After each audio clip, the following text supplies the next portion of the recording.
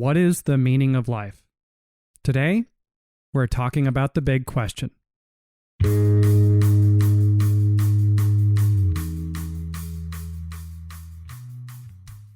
Welcome to Mortality Matters, a podcast about conceptual issues in the philosophy of death and the meaning of life. I am your host, Matthew Jernberg. Today I discuss the first chapter of John Martin Fischer's book, Death, Immortality, and Meaning in Life. When we think about how life has meaning or what the meaning of life is, we may come to this question with quite a lot of our own preconceptions or ideas already in place. We may think, for instance, that life has a certain purpose that is created for us by our Creator, which is not, say, merely our parents, but is God, and that God has a plan in mind for us, and in virtue of God's plan, that is what furnishes us with the content of our purpose in life, which is also supposed to, say, settle the question as to what the meaning of our life in particular is, as opposed to, say, someone else's life who may have a different purpose, or God may have a different plan. Right, so that's one way of thinking about how life can have meaning. Fischer does not take that route. He instead favors a secular approach, along with following certain philosophers who are existentialists in the early part of the 20th century and certain contemporary philosophers today like Susan Wolf, and tries to see how it is that our lives can have meaning independently of what God has in plan for us. Even if there's a God or if there's not a God, one can still coherently ask the question whether life has meaning, and if so, what that is. But I think the first distinction that Fischer uses to try to get at what it means for, say, a life to have meaning is we can talk about the meaning of life as opposed to how things in life have meaning. That is to say, there's meaning in life and not merely the meaning of life as spoken about in the singular. There's the many things in life which, say, contribute to life's overall meaning. And these kinds of things, well, are meaningful. And what are they? So this helps focus the question. See, when I just flatly ask the question, what is the meaning of life? First off, it's the definite article, the, suggests that there's one and only one meaning in life. Perhaps one for you and maybe a different one for someone else, but still it suggests that there's some single answer to the question which would be applicable to the entirety of your life. And that itself is disputable and may or may not be the right way of thinking about it. And also, when posed as a general question, it can have, you're like a deer in the headlights. I mean, how do you respond to a question like that? And so one valuable thing can be to narrow the scope of the question to just, okay, let's say on a day-to-day basis, which individual things in my life, say, that I found meaningful and perhaps were meaningful for me today? I want you to step aside for a second and write a short list. Write like 3 things that happened to you today that you found meaningful, that, say, made your life a bit more meaningful than it would otherwise have been. Okay, time's up. What's on your list? So you might have, for instance, a list which would include you, say, got a promotion in your job, or maybe your child won a sports event. Or perhaps you had a good conversation with your spouse. These are 3 things which you may find meaningful, which make your life more meaningful. So these would be things that make your life meaningful, or in other ways, I can call them meaning makers. We'll see in the course of discussing this chapter from John Martin Fischer how he thinks about meaning, but I want you to kind of set those 3 examples aside and consider for a moment how that list would differ to making your life good. For instance, a meaningful conversation with your spouse not only, say, made your life more meaningful, it also made your life better, maybe in virtue of its qualities. And similarly with your child, if your child has an accomplishment, that's good for your child, but in some ways it's also good for you, insofar as you have pride, esteem, admiration, other kinds of desirable attitudes and traits that you're manifesting in your attitudes about your son's accomplishments, say. So I think it might prove somewhat difficult to write a list of things that make your life meaningful without also making your life good and contributing partly to living a good life on the whole. For you at least.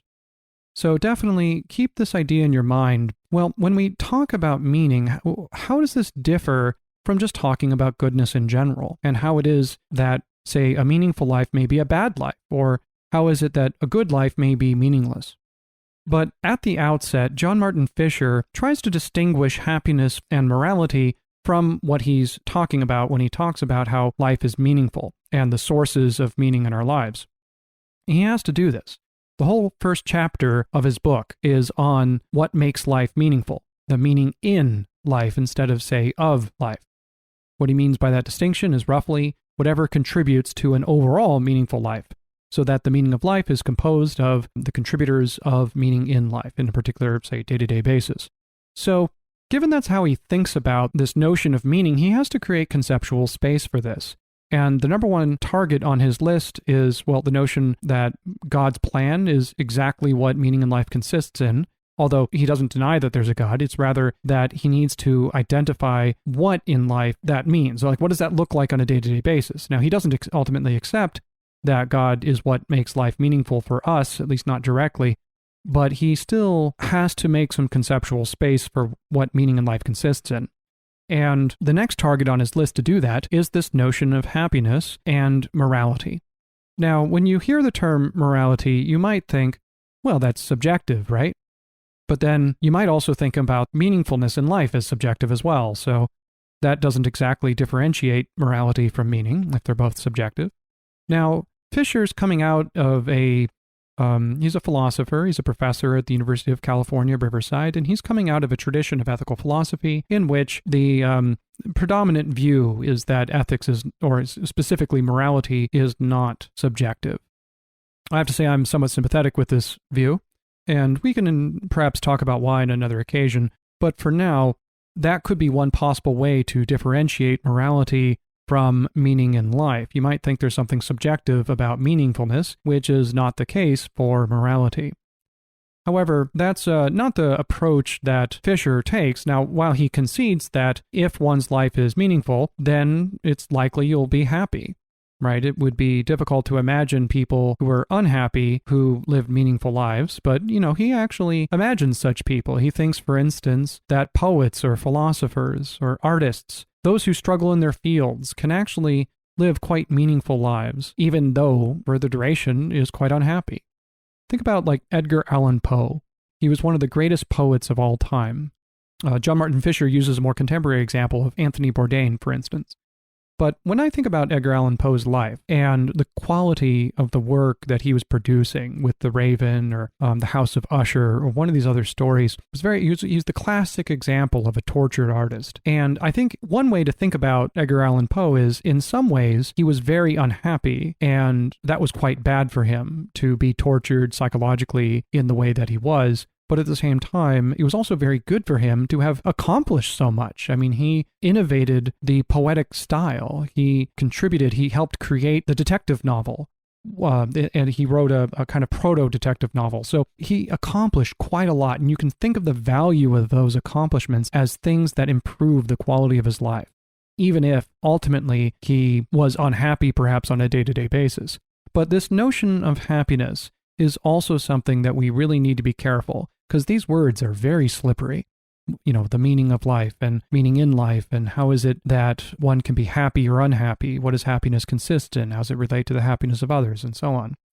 All of these terms can be quite slippery, but one way to think about happiness is a kind of moralized conception of happiness in which one is most happy, or at least attains the highest form of happiness, by attaining some degree of moral perfection, by becoming virtuous as a person, as to say, to exhibit a certain excellence as a human being. And if you're sympathetic or partisan to this view of happiness, it's not modern view by no means, it's more of an ancient view, actually. When we hear the term happiness, we tend to think of it more subjectively. We think of it as almost like a mood or a state of mind. I mean, are you happy today? I don't know, I was feeling, kind of under the weather, so I suppose I was unhappy. And this is the kind of thing we say and think.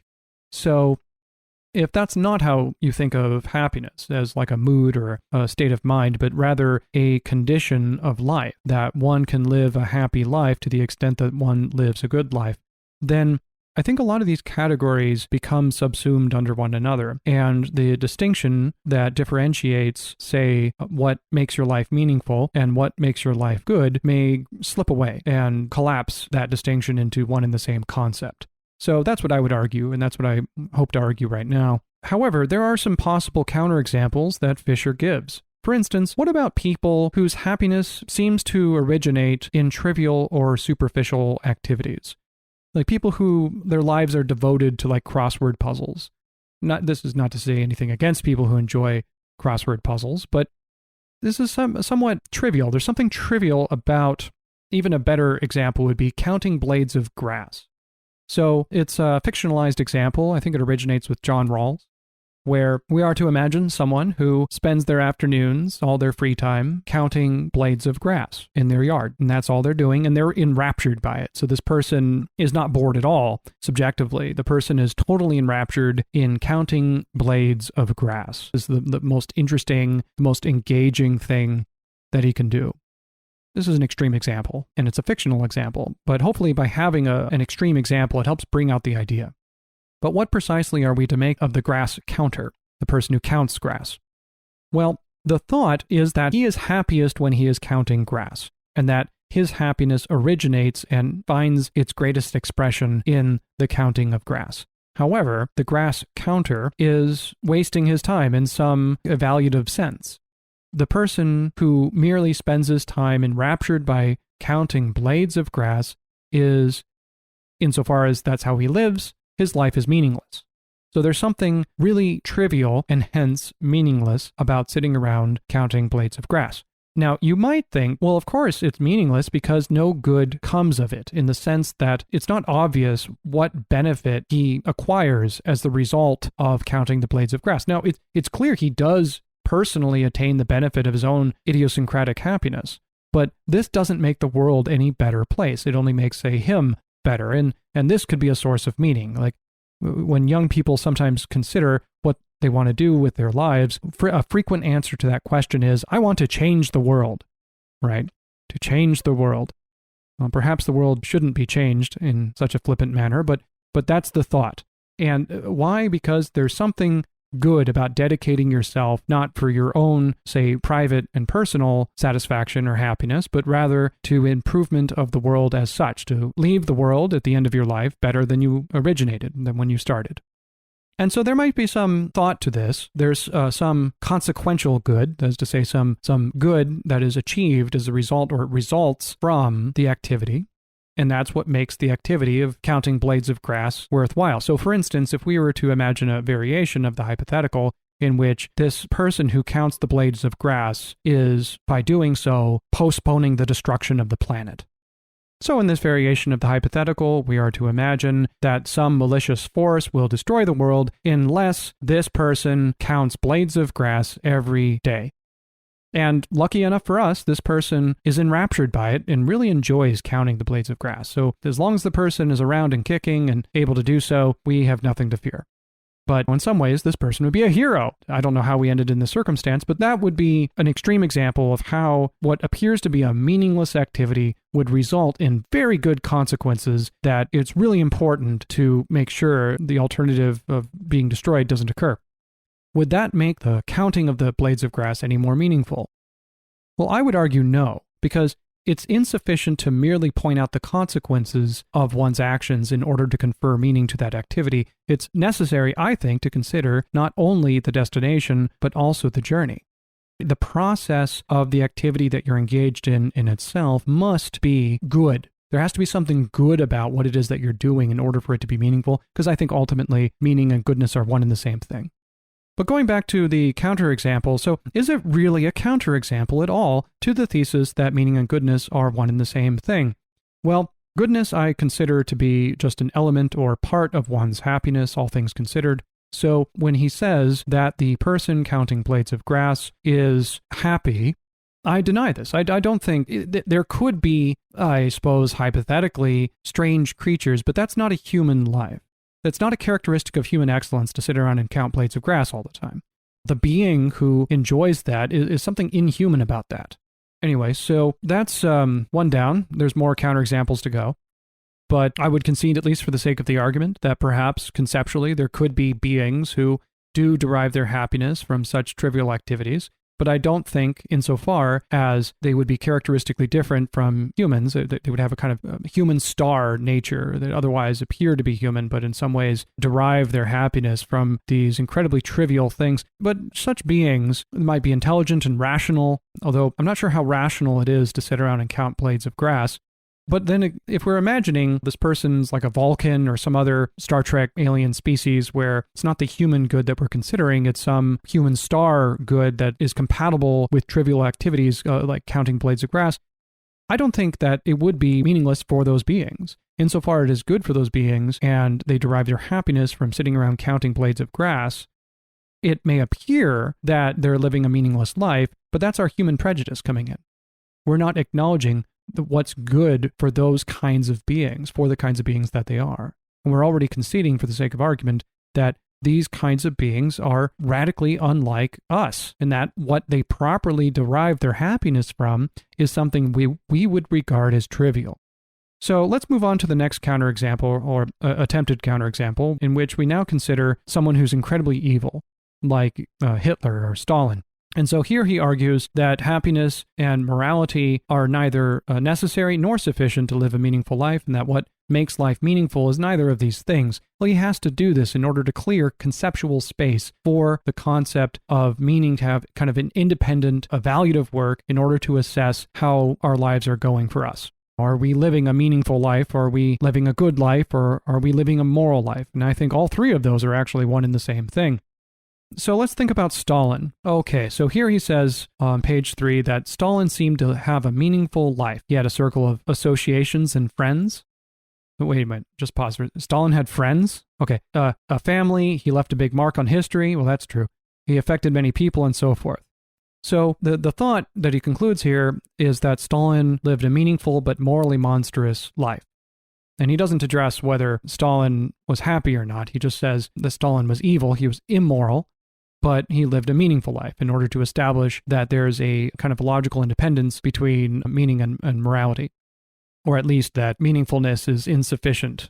You can live a meaningful life and be immoral. All right, so let's think about Stalin. Now, if we could imagine the Matrix. So the Matrix is a scenario in which you're living in a virtual simulation. You're not actually living an ordinary life. So let's imagine a variation of a hypothetical of the Matrix, because in the Matrix, there are other people jacked in, and those people are, in some sense, equally real to you. They are human beings. They're jacked into the Matrix. They're also running around in this virtual simulation. But imagine a solipsistic version of the Matrix where you're the only real person and everyone else is controlled by an AI. But the AI it's not super sophisticated. It's enough to imitate all of the surface features of persons and exhibit pain behavior when pinched, but is insufficient to be able to actually experience pain. And so any of these AI are phenomenological zombies. There's nothing it's like to be them. The lights are dark on the other beings that exist in this variation of the Matrix. So if we're in this kind of Matrix world and we're the only real person, but we just don't know it because everyone else is a kind of philosophical zombie, then we can imagine a variation of that, again, where you load up Stalin's life. So you're solipsistic Stalin living in this variation of the Matrix. And what are you doing? Well, you're reenacting, it's almost like a reincarnation situation where you're reenacting the life of Stalin, unbeknownst to you. You see yourself as Stalin, you don't remember your old life as a normal human being, and you live all of the years of Stalin's life within, say, just a few minutes in the real world.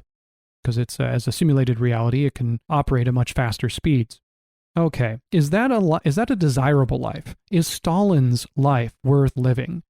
I think not. I mean, I think there is something defective about Stalin's model of thinking in which his values were twisted in an odd kind of way and ended up living in a quite paranoid mind space. Did Stalin even have friends?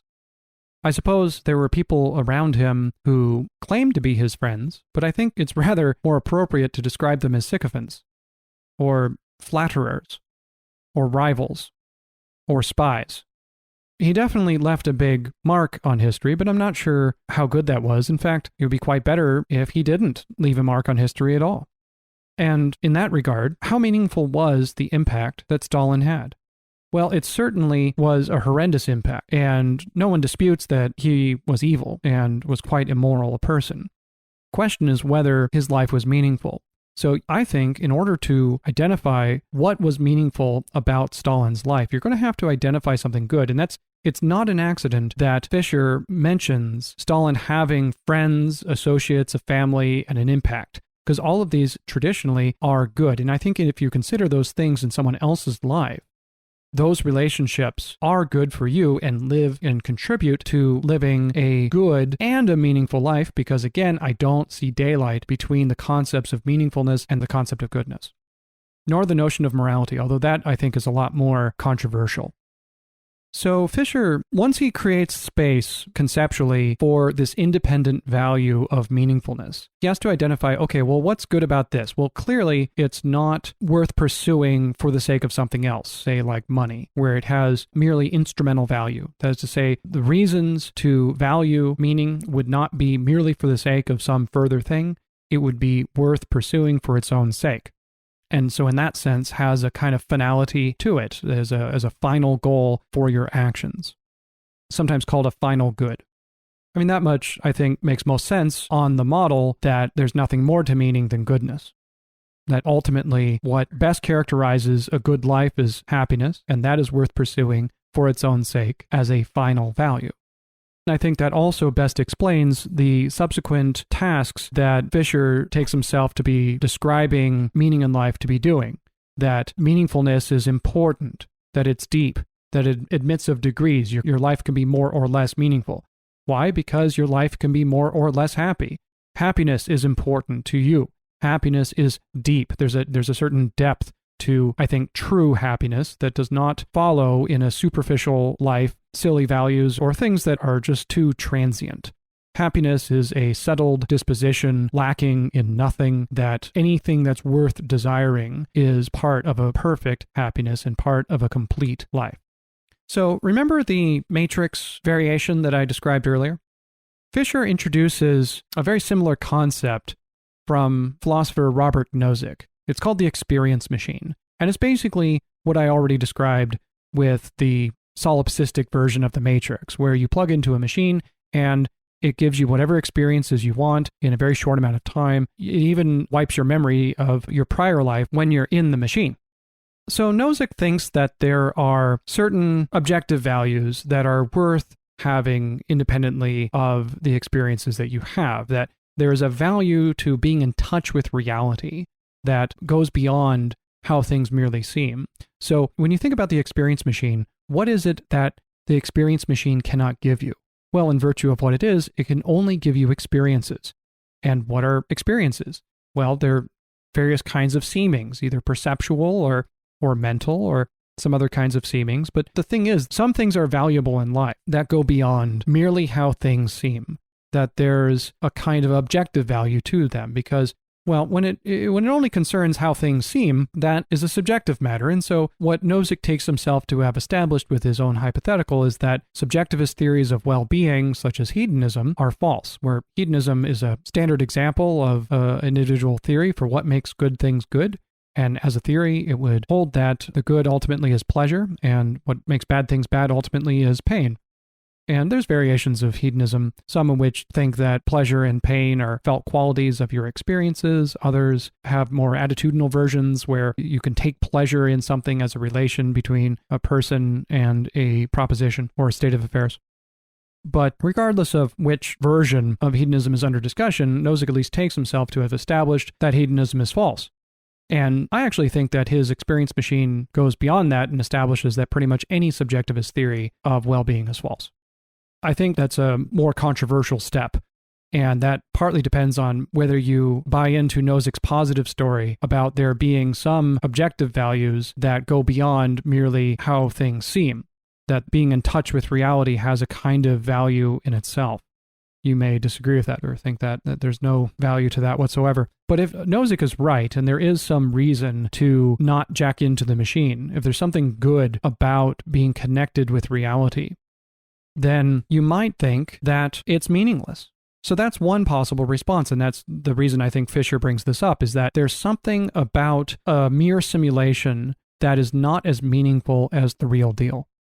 And certainly, I could imagine a variation of an experience machine where, say tomorrow, instead of in your bed, you wake up having taken off the experience machine. Imagine it's something like Neo. You wake up in this vat with all of these things plugged into you, and you rip the thing out of your mouth, and you realize that your whole life so far was a lie. I mean, that would be quite a shocker, and it would perhaps, in retrospect, render everything that you lived for previously meaningless, or at least substantially diminish its meaning. So that would be one good reason to believe that simulations do not confer meaning. However, I'm not sure that's a fair comparison, because I think what you rather should imagine is the best case scenario in favor of a subjectivist view of not only goodness, but of meaningfulness. So in this variation of the experience machine, consider two lives, otherwise identical, except for one being a simulated version and the other being an unsimulated version. And from beginning to end, they're exact duplicates of one another. Now, I think in this scenario, it's a little bit less clear. If this sounds like, well, the value of both of these lives as a whole is identical, then I think you're going to be more persuaded, or at least more sympathetic to more of a subjectivist view of value. And if you also think that each of these lives is equally meaningful for the one living it, then you're going to be more sympathetic with a more subjective view of meaningfulness. If you think all else being equal, live the real deal, not the simulation, then you'll probably be more sympathetic to a more objectivist view. Okay. Fischer takes the more objective path, where he thinks that a merely simulated life is not as meaningful for the one living it as a unsimulated one. And further, the experience machine furnishes him with a kind of epistemic condition where being systematically deluded about what's going on in your life, as is the case in an experience machine or any kind of skeptical scenario, also undermines meaningfulness. So, for instance, when we're systematically mistaken about the way our lives are going, say if we're in an experience machine, we believe we're not in the experience machine when we're in there, right? We also believe that, like Neo, for instance, believed he had hair. Well, he doesn't have hair. Just one example. He believed it was 1990-something, whereas it was hundreds of years in the future. And even worse still, in the simulated world that I'm imagining, and this is a solipsistic version of the Matrix, which is basically what the experience machine is, everyone you ever knew or loved isn't real. So you're not only systematically mistaken about simple things like whether you have hair, you're also systematically mistaken about the existence of everyone you care about. And that strikes a huge blow against how meaningful your life is, at least by my lights and I think also by Fischer's. However, there's a third kind of moral to the story here with the experience machine.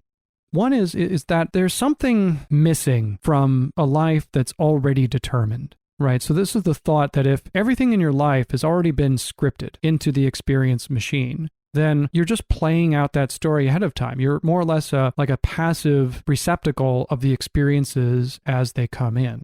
It's like getting on a roller coaster ride. No matter how exciting the ride is, you're not really doing any of it. It's just happening to you. And the thought is that's too passive an attitude and a role in your life in order for that life to be meaningful. That your life would be more meaningful if you had an active role in bringing it about. So you might think that free will is necessary then to live a meaningful life. And that's exactly what Fischer thinks. He thinks that not only is it necessary to have a will that is free, but that what your free will does is it's the pen that writes out the story that is your life. And the meaning of your life consists exactly in your life story, which you, I guess, literally compose, or it's not even a metaphor, with your agency, your free agency, that is. That ties into Fischer's other work on free will, where he argues that having a free will is compatible with causal determinism, where the thesis of causal determinism is the thesis that facts about the initial conditions of the universe and the laws of nature determine necessarily everything else about that world.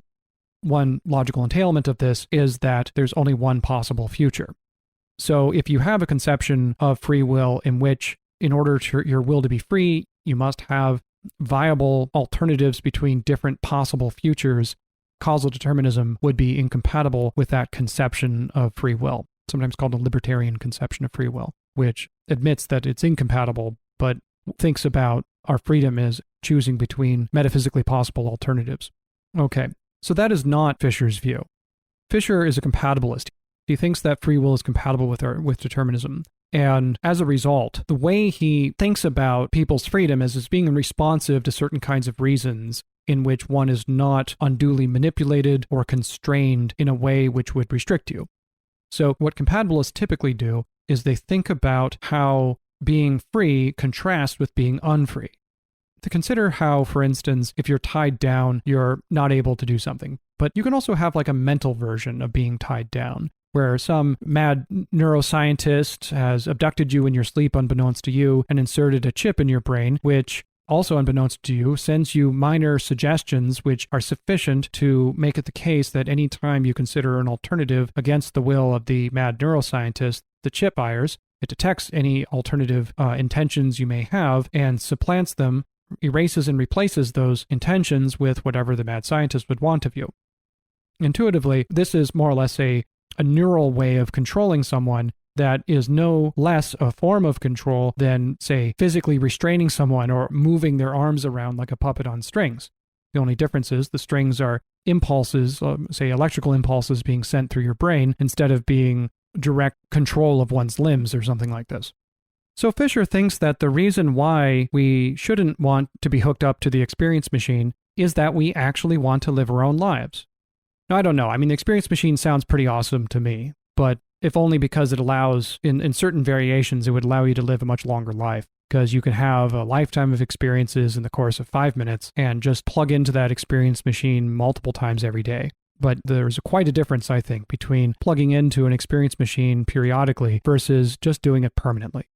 I think there's quite a difference there.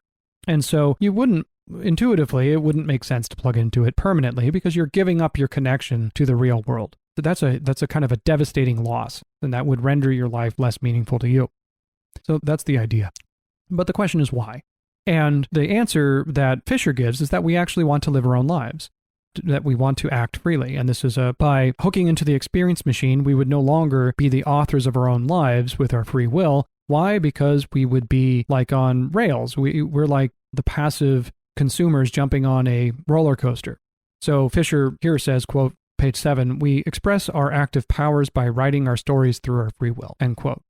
So this point is further drawn out from a quote Fischer gives from Susan Wolf on page 7, quote, for me, the idea of a meaningless life is more clearly and effectively embodied in the image of a person who spends day after day or night after night in front of a television set, drinking beer and watching situation comedies, sitcoms. Not that I have anything against television or beer. Still, the image, understood as an image of a person whose life is lived in hazy passivity, a life lived at a not unpleasant level of consciousness, but unconnected to anyone or anything, going nowhere, achieving nothing, is, I submit, as strong an image of a meaningless life as there can be. Call this case the blob, end quote. So this further draws out the point in a less fantastical way, where you have the kind of couch potato who does not really accomplishing anything with his life. And there's a truth in this kind of in all of us, where we do these kinds of self-indulgent but pleasant activities, which are not really extremely pleasant, but they're not really painful. They're just kind of above average. And insofar as we have these episodes in our life becomes a bit less meaningless and this kind of thing. So this hypothetical for Fischer draws out his two constraints on living a meaningful life. That the life may not be significantly diluted and one must be exercising one's free will. That you shouldn't just be a puppet or take a sort of passive attitude about your life as a whole, or even in a particular thing. And this is a good example of someone who is relatively isolated and passive, the couch potato, the blob, and as such, a life consisting of nothing but such things is going nowhere and achieves a low score on the meaningfulness metric, if there is such a thing. But why is it that the couch potato life is not desirable? Or what good reason is there to prefer it? Now, you might have a concern that perhaps we're being too elitist, that you can imagine a similar meaningless life of instead of drinking beer, drinking Chardonnay, and instead of watching television's sitcoms like, I don't know, Seinfeld, instead the person is watching PBS or something like this. Well, that variation doesn't change the right kinds of things going on in the case, because what makes his activity less meaningful, or at least meaningless, is the passivity of his lack of engagement. So in particular, the visual medium of television is a very passive medium where you basically absorb the information that's being given to you. But it's not so much a problem of television. The problem is a lack of kind of activity. I think probably a better way, I think moments like this are not bad to have in one's life. The question is, would a life composed of nothing but that be problematic? And of course it would, because it would be extreme. One is not balancing the idle moments with active moments. But I think this emphasis on activity is a bit too excessive in both Wolf and Fischer, and that there's something to be said for moments of the in-between moments of idleness that go on in our lives. I know as an American, we have this kind of drive of productivity, and we feel sometimes guilty if we're not doing more with our lives. But I think this is making the perfect the enemy of the good. We need these idle moments, and we should be able to enjoy our lives as our own, to be able to kind of inhabit our lives and not have this kind of drivenness, this is demandingness in order to live the most meaningful life we can, or something like this, right? Although Fischer never argues that meaning is something we must maximize as a value, I think it is open to the same kinds of worries of demandingness that other kinds of values philosophers have been classically somewhat concerned with. Why must I live the most meaningful? Can I settle with a suboptimally meaningful life, or is that, too much? But I think the standard response to that would be something of a self-effacing paradox. So sometimes the best way to maximize value is to not try to maximize value. So that may be a more effective method of producing more value in the world, presuming that we're possible, than intentionally setting out to go about doing that. So just as with value, you could probably say with meaning, and living the most meaningful life you can may require you to not think about pursuing a meaningful life. It'll get you in your head and take you out of the headspace necessary to actually live a meaningful life. All right, so in addition to these two constraints on living a meaningful life, that one must not be, say, systematically deluded, or at least radically deluded about what one's life consists in, as well as one must have free will and take an active role in authoring one's own life. At this point, Fischer follows up on the work of Susan Wolf, who argues that, meaning in life has both a subjective and an objective component, and it lies at the intersection of the two. As she puts it, it's where subjective attraction meets objective attractiveness. So the thought is, it's not enough to love what you do. You have to love what is worthy of love. And as with things you do, so too with yourself, it's necessary to not only be loved but lovely, to use Adam Smith's phrase. And love is one attitude that we can consider, but you can also consider other attitudes that one can have about one's life as a whole, such as one can find meaning in what is praiseworthy in life, and to have it praised, and that could be an object of pursuit. This idea, I think, is perhaps most powerfully brought forward when we consider what our passions are in life. So some bit of advice you might hear is, find your passion. And frequently this is a mentality among students that, for instance, you might think that first you have to find your passion and then you pursue it. But in the course of life, this way of proceeding seems to put the cart before the horse. Frequently, when our passions resonate most truly with us, what we end up doing is finding our passion in the midst of doing the work. It's not something that comes about beforehand. It's something that we find in the activity that we're passionate about. But what does it even mean to have a passion, such that one could find it? Well, on one way of thinking about it, you could simply list all your desires and rank them, grade them on the basis of your intensity, say. Some desires you might have, you might hold more intensely than others. They seem more pressing or urgent, and the ones that are of greatest intensity are the ones that point to one's passion. This is one way of thinking about it that Fischer describes. I think one problem with that is you might find that the most urgent desire you might have might be going to run to use the restroom. I'm not sure that that's the kind of passion that these authors have in mind. So I think the problem with using the language of passion is that people can have passion about the wrong things that are ultimately bad for them, or things that can yield quite disastrous lives. And I think the problem is that we presume that there's something worthy of pursuit in the passion, and that the passion is resonating to that which is worthy of pursuit. And that may not be the case in people who are not really that good people. They don't quite desire the right things that are good for them and perhaps also for others. But you might think that that much is irrelevant insofar as it comes to finding meaning in your life. That the point or the project here is to live a meaningful life, not a good life. And one guide to do that is to find what your passions are. But how can you be passionate about something without seeing the goodness in it? What is it about the thing that you're so passionate about? So Fischer gives a variety of examples. So for instance, a scientist may be passionate about finding a cure to a terrible disease. Well, that much is obvious what good that brings about. Of course, that's something worthy of pursuit because it helps people. It cures a terrible disease. An individual, he says, quoting page 11, may be passionate about pursuing social justice, helping to save our beautiful planet, running marathons, developing her chess game, deepening a relationship, and so on, end quote. Again, this sounds like a list of good projects, good things that if achieved properly in the right way, this individual would become a better person by that accomplishment, a more virtuous person. Again, we're looking for sources of meaning in life, and what we're discovering is what makes life good. And again, I do not think these are different concepts.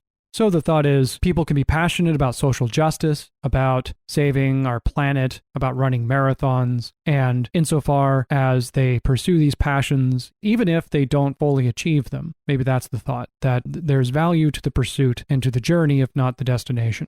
But again, what is the character of that value? Sounds like there's virtue in the pursuit, because it ennobles you as a person. It strengthens your character, especially if you're valuing the right thing. So you might need to think about cases of the bad case, like the Stalin who's passionate about oppressing his enemies and stifling dissent. And it's really important for him, and he's passionate about purging the government of any dissidents to execute his enemies or something like this.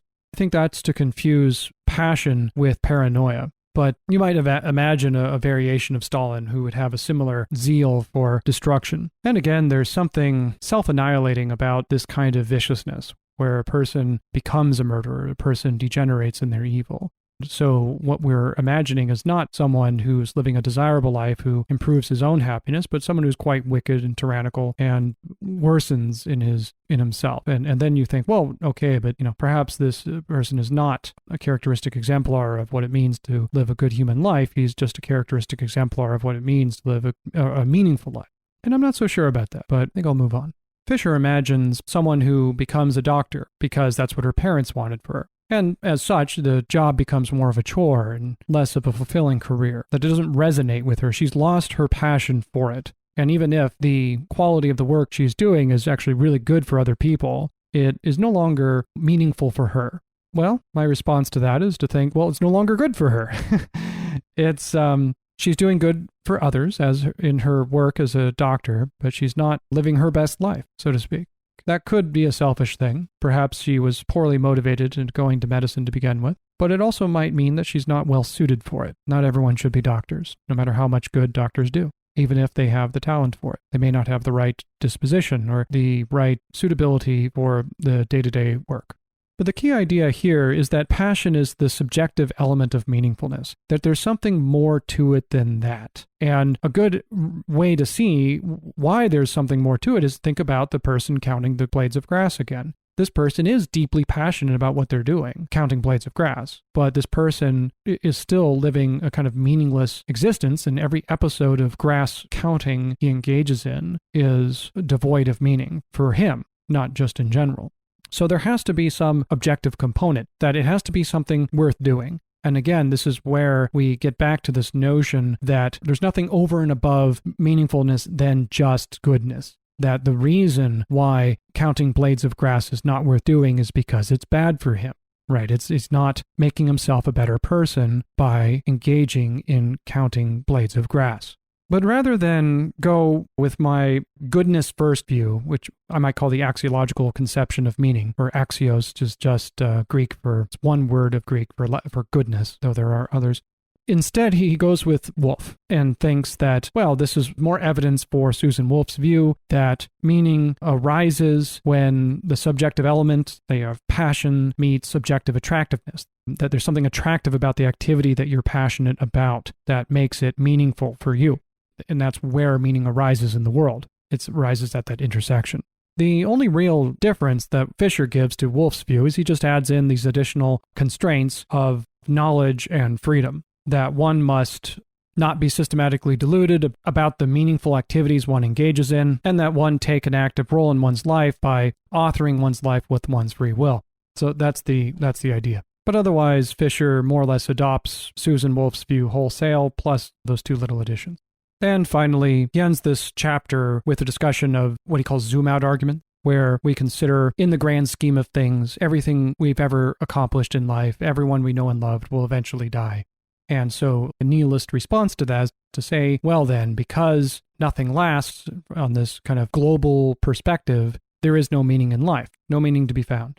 Fischer's response to this is he considers that, well, meaningfulness is something that really you need a medium scale to understand, right? So just as from a faraway distance, you wouldn't be able to distinguish the difference between a Rolex and a Timex watch, the value of the Rolex that is far greater than the Timex is something that doesn't emerge and is not perceptible until you're kind of at a close distance or a medium distance away. So too with life, where the meaningfulness in our life is not something that is detectable and is something that presumably gets eradicated at large scale, but exists in this medium scale of how we live kind of day to day and over the duration of our lives, however short they are.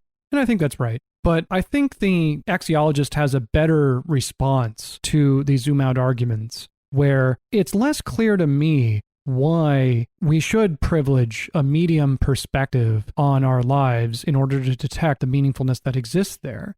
It more or less begs the question against the nihilist to say, no, the wide, universal, large perspective is the inappropriate standard and the inappropriate perspective to adopt when evaluating the meaningfulness in our lives, that we have to, in some sense, adopt our own perspective, or at least a medium perspective, if an external one, on our lives, where we don't consider the cosmic scale, we consider just over the next decade or, 100 years or something like that. But what reason is there to favor one scale over another?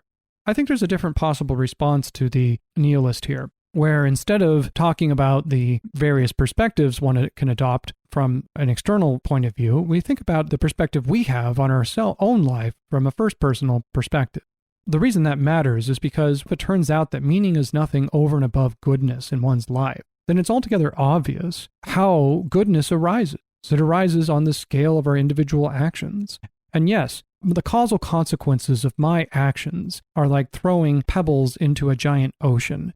They have some ripple, but it's only on a local scale. And that when you zoom out to the large scale of the ocean as a whole, you will never be able to detect whatever ripples my tiny little pebble made in the ocean. However, when I adopt a participant attitude in my life, if I consider my life from my own point of view, it altogether becomes obvious how a meaningful conversation with my spouse contributes to making it a good day, as opposed to, a bland day or something like this. And how by practicing kindness and becoming a better person, this improves the value of my life as a whole, rather than sitting around watching sitcoms on television. Right. I'm not improving myself as a human being. Now, of course, self-improvement needn't have a demanding element to it, where one must go about in every decision improving oneself at all times. But on the whole, that's extreme. And that kind of extremeness doesn't yield a well-lived life. A well-lived life has a kind of moderation, but there's a kind of excellence in the moderation. And it's altogether obvious how the goodness would exist on that medium scale. And it doesn't require or is even threatened by any of these global considerations. Because to live a meaningful life just is to live a good life. And meaning is to be found in the virtue that we characteristically habituate in our own activities. That's where it is. And so far as we exemplify that in our attitudes, in our practices, that is where we can find meaningfulness. And that's where I think we can settle the question of what the meaning of life is. It's being a good person.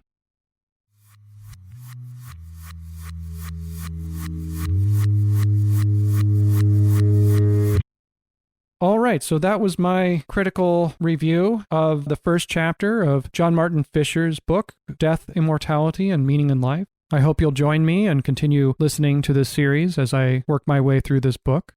And please, don't forget to correct all mistakes in the comments.